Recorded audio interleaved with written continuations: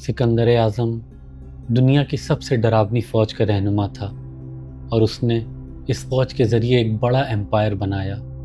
उसने फ़ारसी एम्पायर को तबाह किया और मिस्र और हिंदुस्तान तक अपना राज कायम किया, जहां उसे राजाओं का राजा तस्लीम किया गया।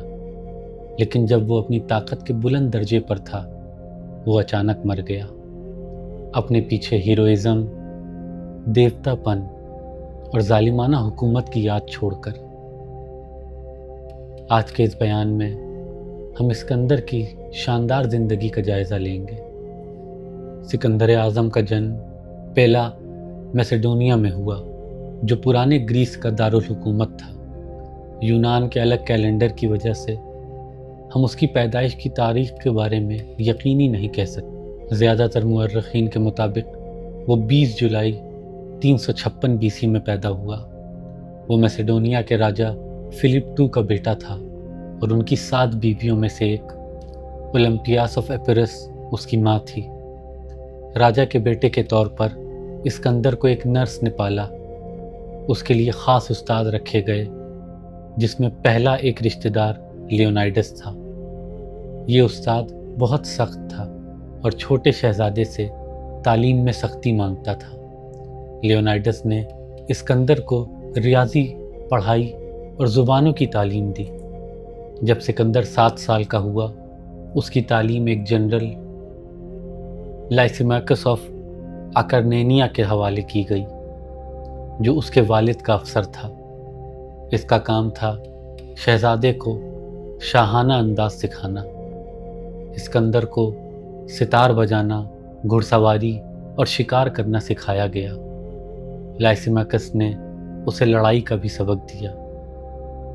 जब वो 10 साल का था, एक ताजिर ने उसके वालिद के सामने घोड़ा बेचने के लिए पेश किया, लेकिन ये घोड़ा बहुत जंगली था और कोई उस पर सवार नहीं हो सकता था। फिलिप ताजिर को वापस भेजने वाला था कि सिकंदर ने आगे बढ़कर कहा कि वो इस घोड़े को काबू कर सकता है। छोटे सिकंदर ने घोड़े को काबू किया और उसका मालिक बन गया।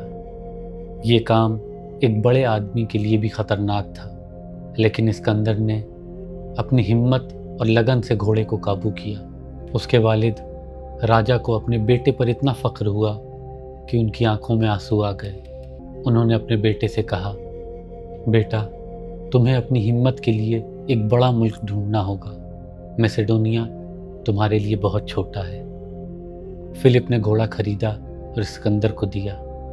सिकंदर ने इसका नाम ब्यूसेफलस रखा, जिसका मतलब है बैल का सर। उसने इस घोड़े पर अपनी ज़िंदगी का ज़्यादातर सफ़र किया और बहुत सी लड़ाइयों में इसे इस्तेमाल किया।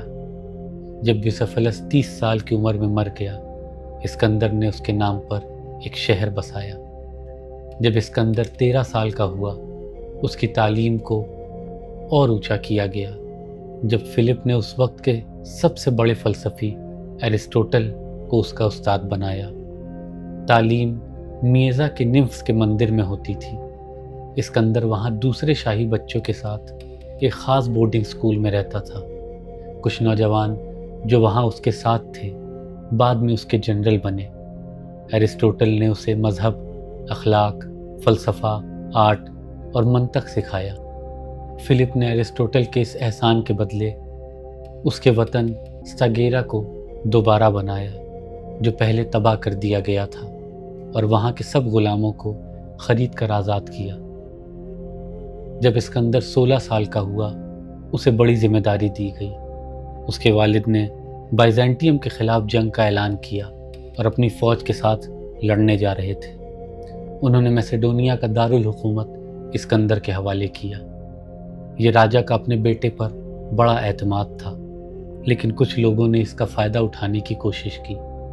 थ्रेसियन, माइडी कबाइल ने बगावत की, ये सोचकर कि शहजादे के नीचे मुल्क कमज़ोर है, लेकिन सिकंदर ने यह चैलेंज कबूल किया।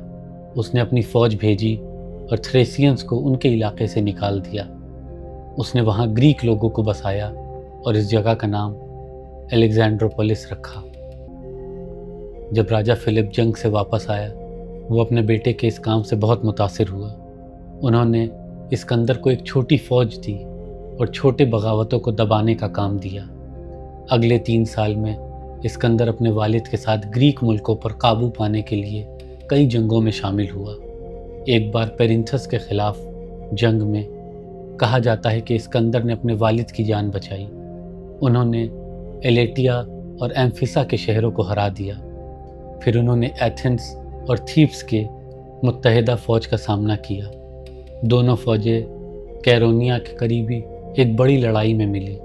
فلپ نے فوج کا دائنا حصہ سنبھالا اور بایاں حصہ اسکندر کے حوالے کیا، جہاں میسیڈونیا کے ٹاپ جنرل اس کے حکم کے نیچے تھے۔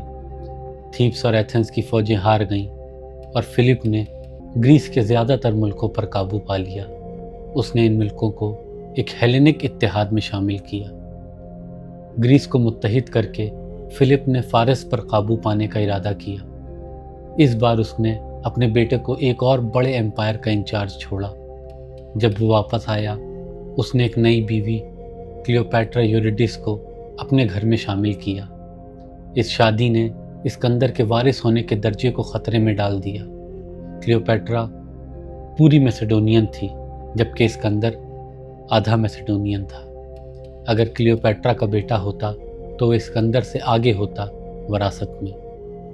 شادی کے جشن میں کلیوپیٹرا کا چچا ایٹلس، جو فلپ کا ٹاپ جنرل تھا، شراب کے نشے میں دعا مانگتا سنا گیا کہ راجا اور اس کی نئی دلہن جلدی ایک بیٹا اور وارث پیدا کریں۔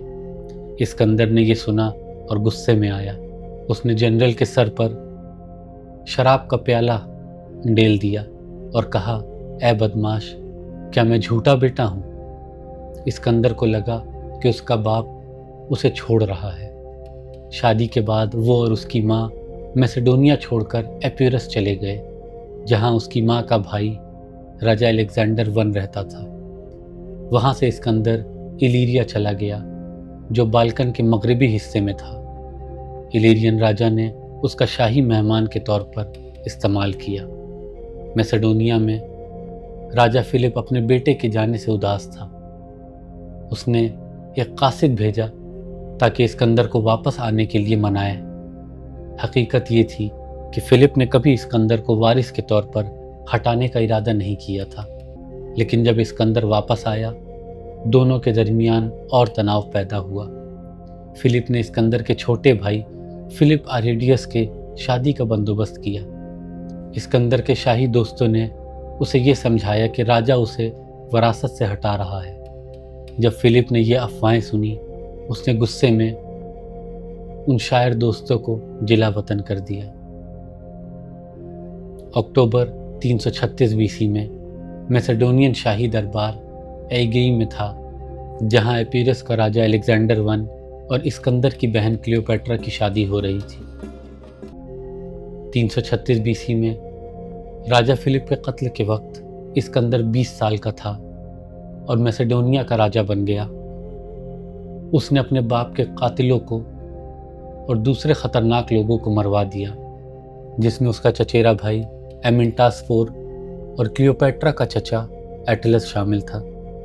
اس کی ماں اولمپیاس نے کلیوپیٹرا اور اس کی بیٹی کو بھی ختم کروایا، جو اسکندر کو بالکل پسند نہیں تھا۔ فلپ کے اسٹیبل راج کے ختم ہونے کی خبر سے ایتھنس اور تھیسالونیکا جیسے ملکوں نے بغاوت کی۔ اسکندر نے اپنی فوج کے ساتھ ان بغاوتوں کو سختی سے دبایا اور گریس کے سب ملکوں پر اپنا قابو قائم کیا۔ اس نے اینٹیپیٹر کو میسیڈونیا کا انچارج بنایا اور ایشیا کی فتح کے لیے نکل پڑا۔ 334 BC میں اسکندر نے 40,000 کی فوج کے ساتھ میسیڈونیا سے فارسی ایمپائر پر قابو پانے کے لیے مارچ کیا۔